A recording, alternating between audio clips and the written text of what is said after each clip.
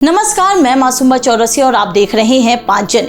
हिंदू धर्म में संतान की मंगल कामना और उज्जवल भविष्य के लिए मनाए जाने वाले प्रमुख व्रतों में से एक है अहोई अष्टमी। यह व्रत मुख्य रूप से उत्तर और पश्चिम भारत में बहुत लोकप्रिय है, जिसमें माताएं अपनी संतान की दीर्घायु और समृद्ध जीवन के लिए मां पार्वती की पूजा करती हैं।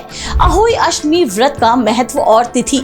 इस वर्ष अहोई अष्टमी 24 अक्टूबर 2024 को मनाई जा रही है। यह व्रत करवा चौथ के 4 दिन बाद और दीपावली से एक सप्ताह पहले आता है। यह तिथि विशेष रूप से माताओं के लिए महत्वपूर्ण मानी जाती है। मान्यता है कि अहोई अष्टमी के व्रत से माताओं को संतान सुख का वरदान प्राप्त होता है। इस व्रत को करने से अहोई माता निसंतान महिलाओं को भी संतान का आशीर्वाद देती हैं। इस दिन सिद्धि योग का निर्माण हो रहा है। सिद्धि योग बेहद शुभ योग है और यह योग निश्चित नक्षत्र के संयोग से बनता है। इस योग में पूजा करने से व्यक्ति की हर मनोकामना पूरी होती है, वह व्यक्ति को लाभ प्राप्त होता है।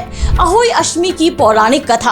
अहोई अष्टमी व्रत से जुड़ी एक पौराणिक कथा के अनुसार एक साहूकार की पत्नी ने अनजाने में जंगल में मिट्टी खोदते समय स्याहू के बच्चे की जान ले ली थी, जिसके बाद उसके 7 पुत्र एक एक करके मृत्यु को प्राप्त हो गए। दुखी होकर उसने अपने गांव में पंडित से परामर्श लिया, जिन्होंने उन्हें मां पार्वती की पूजा करने का सुझाव दिया। उसने कार्तिक कृष्ण अष्टमी के दिन विधि पूर्वक अहोई माता का व्रत किया, जिसके परिणाम स्वरूप उसकी सभी संतानें पुनः जीवित हो गईं। तभी से इस व्रत की परंपरा शुरू हुई और मां पार्वती को अहोई माता के रूप में जाना जाने लगा।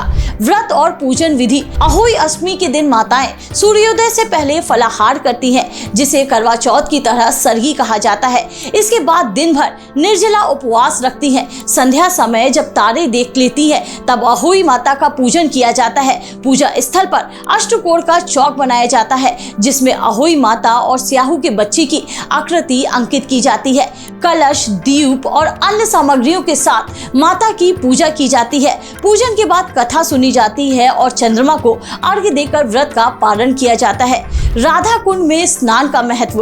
मथुरा के राधा कुंड में अहोई अष्टमी के दिन निसंतान दंपति मध्य रात्रि में स्नान करते हैं। पौराणिक मान्यता के अनुसार द्वापर युग में भगवान श्री कृष्ण ने राधा कुंड का निर्माण कराया था और आशीर्वाद दिया था कि जो भी कार्तिक कृष्ण अष्टमी को अर्धरात्रि को इस कुंड में स्नान करेगा, उसकी सभी इच्छाएं पूर्ण होगी। इस स्नान के साथ श्रद्धालु वंश वृद्धि का आशीर्वाद प्राप्त करते हैं। बहरहाल अहोई अष्टमी न केवल संतान की मंगल कामना का पर्व है, बल्कि समाज में धार्मिक और सांस्कृतिक एकता की भावना को भी प्रबल बनाता है।